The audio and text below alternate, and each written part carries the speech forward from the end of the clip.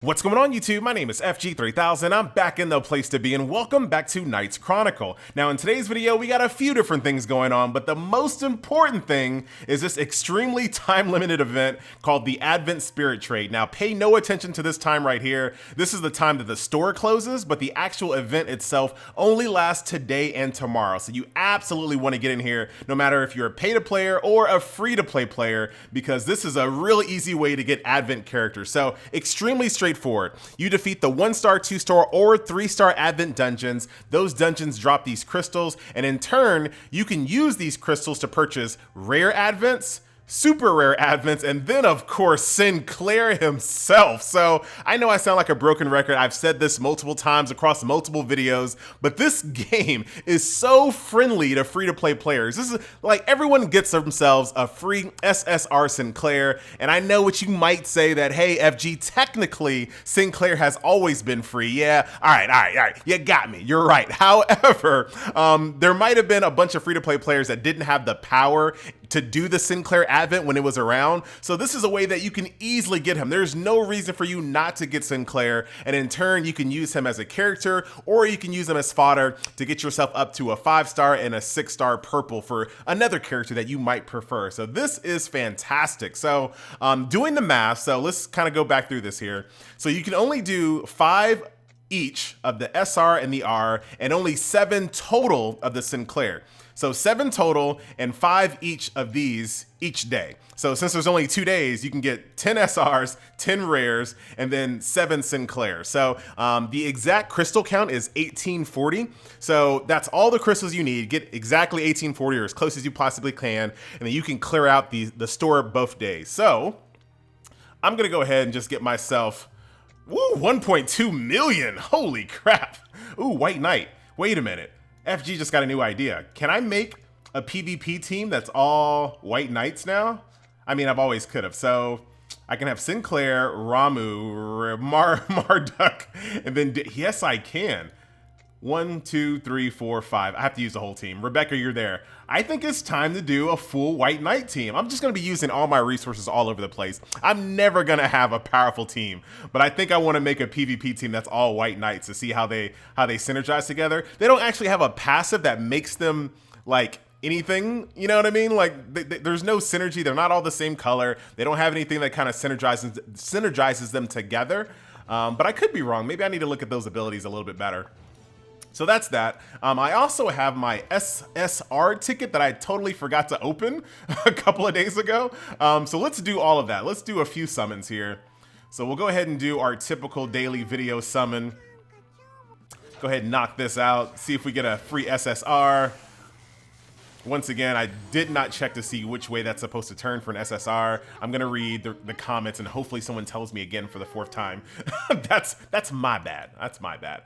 These banners, so the Kane, Nyx, Mary banner, got 7 days left on that one, 13 days for that one. Looking forward to seeing what's next. Let's go ahead and see what our free SSR is. Actually, no, let's just delay. So we got a free Jess, which is pretty straightforward. Nothing too crazy there. 4-star hero ticket, Sierra.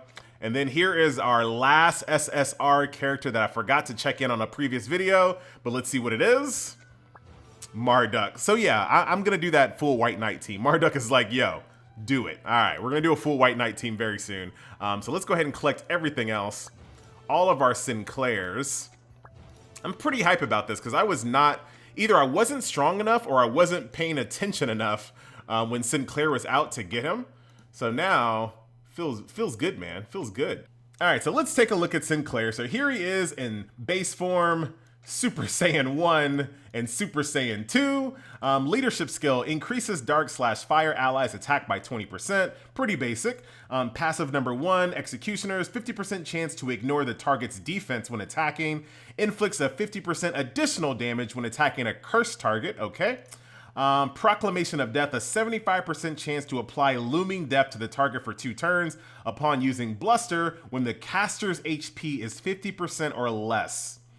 All right, so when Sinclair is at 50% or less HP, he has a 75% chance to apply Looming Death for 2 turns when using Bluster, which is his number 1 ability right here, which is just a basic DPS skill.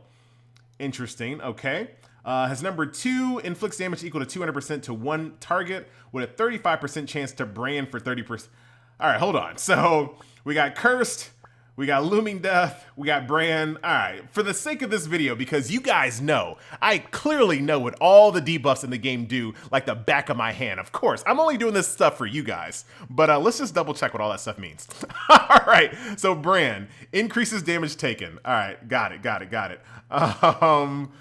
Looming Death dies when status ends. Receive damage equal to 50% of the current HP after half of the Looming Death's duration has passed. Dies when the status ends. Receives damage equal to 50% of current HP after half of Looming's... Yeah, I know exactly what that means now, so I'm good. I don't need that anymore. I know exactly what's going on with that. And then Curse takes damage each turn. If Curse is removed, inflicts damage to the hero who removed it. Kind of like Unstable Affliction from World of Warcraft if you play that game. So that is a damage over time. So Sinclair has all kinds of goodies in his kit. So let's go back there. And like I said, I know what all these debuffs are. That was for you guys, all right? Totally for you. So that's that. Brand on that ability. And then on his number 3, inflicts damage equal to 120% to all enemies at a 50% chance to cast Curse. That inflicts damage equals to 30%. Man, this guy has a lot of percent to this and percent to that. But I understand. I see what's going on here. So that is Sinclair. So like I said, this is totally up to you if you want to use him as a primary character or if you just want to use him as fodder. You kind of make your own rules in this game. Just make sure you kind of have all your colors like taken care of. He's dark and there's a lot of good dark characters, so you might not need another dark unit. So if you don't, power up your cane, power up your Claudes. Let's take a look at his ultimate.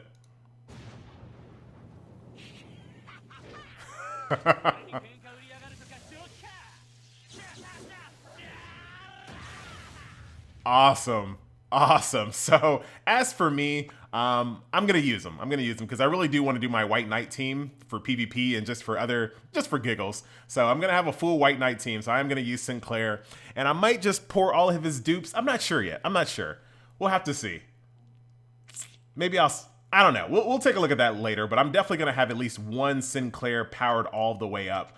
So that's going to be a thing there. But other than that, so we talked about the new event there. We did our opens and summons and whatnot. Like I said, if you go over here to the Advent Dungeons, this is basically what's going on here. So this one is half off, but it does not give you the crystals. Neither does the Sid one. The Sid one is not half off, but Sid is a character that is used in... Is he actually used in... He's used in one that we just had. Oh, look at this. I forgot Sinclair is one of the... decreases all ally skill cooldowns by 1. That's the most skippable bonus, but I'd still take it. So yeah, I'm going to go ahead and power up a Sinclair just because. Just because of that alone. But Sid was just in an event right now. He was in the Decaying event, I believe.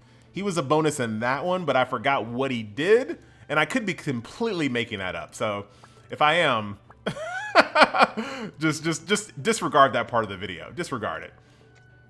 So yeah, so you have the Xenon event, which is where you can get those Advent Spirit Crystals, and then you have the Sophia one, which is the one I've been doing, and then you also have the Alice one, and then of course Natasha. So do your limited use ones, just knock those out. But as far as just kind of farming those crystals, your best bang for your buck for just crystals is the Alice event, but I would still recommend just doing the Sophia one. So yeah, over time, if you do, like, let's say you do 1,000 stamina in the Alice event, you will come out with more crystals than the Sophia event. But since the Sophia event is 2 stars, your overall loot from other things is going to be better here. So runes and gold thingies and all those other things that come along with defeating Advents are going to be better in this event.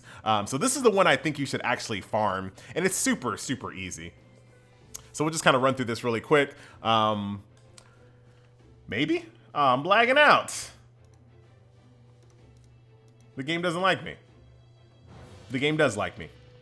Equip runes to make heroes more powerful. The more you know. But yeah, super easy one here. You start off fighting Francois.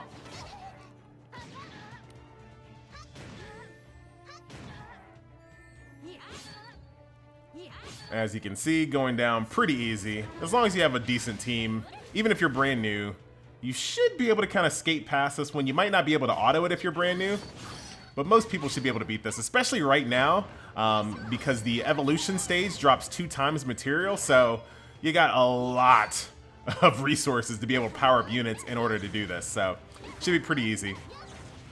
Now watch this intro when Sophia comes out. Ready? The fastest demonetization. Ah, come on, little chickens. Cluck Cluck, man. Cluck is a beast. We all know that Cluck is an absolute beast. And here we go. Sophia demonetized. Why you gotta come out like that? And then extra jiggle, what's that all about? What is that all about? Sophia looks really cool though. I like the fact that they still made really cool designs, even for rare units, because she's just a rare. Most people aren't gonna use her. But she still looks very, very cool. This is a special service exclusive to our inn. That isn't in the window. Absolutely. Ruby's gonna, not quite. Gives herself a little damage immunity. O'Hara doesn't care. Trying to punch through it for I don't know what reason. That's autoplay. Oh wow, you killed my little girl there. I don't know what her name is, but she's cute. When does this thing end? Oh wow, you're trying to embarrass me in front of everyone? First it was debuffs, now I'm getting defeated by Sophia here. Thank you. Thank you. I can't have that much embarrassment in one video. This is too much. It's too much.